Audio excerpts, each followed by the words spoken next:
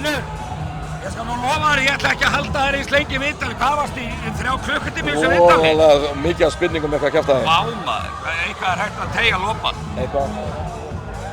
Finnur, er það rétt sem ég heyri að bara þú sett búinn að senda inn umsókn um bara nafna viðbót Finnur vinnur?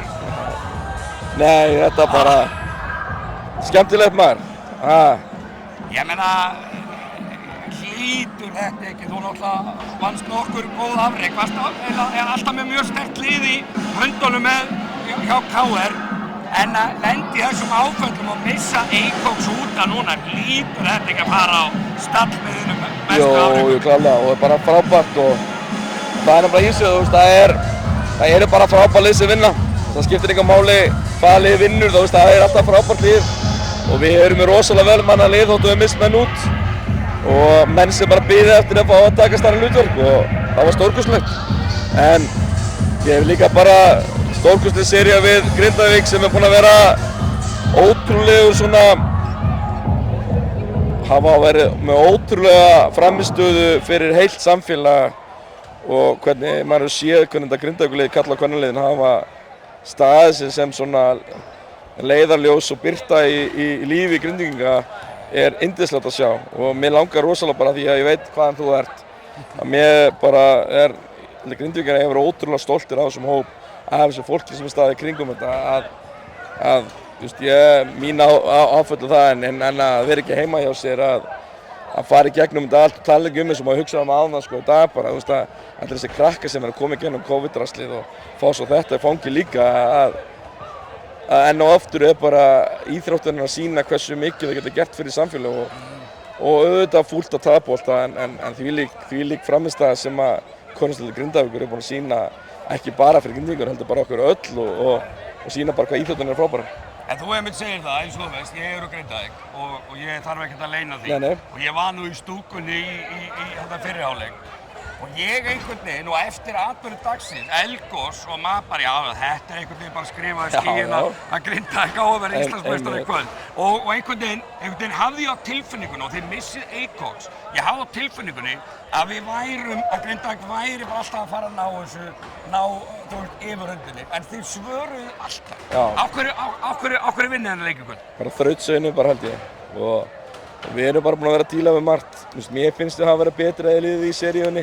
Já, með þau unnu? Mér finnst mér, já, leikjunum sem við töpum að við finnst mér í báðum leikjunum í góðum séns og að vinna. Yfir allan annan leikjunum? Já, og gerum bara okkur segla af mót mistök en það er bara þessi þrautsögða sem við erum búin að fara í gegnum öll þessi áföll og meiðsli og meira hlutir sem við tölum ekkert í viðtölum sem eru meiri persónulegir og bara við séum að uppskera því og það er mikilvægt ekki aftur að sjá því að þetta er bara leikur, þetta er körfuboltaleikur, allt hitt er stórt og náttúrulega, eins og segir, það hefur verið fallegt að Grindavík unnið en við erum bara að reyna að vinna vinnun okkar og allt þetta sko. Það er bara þannig.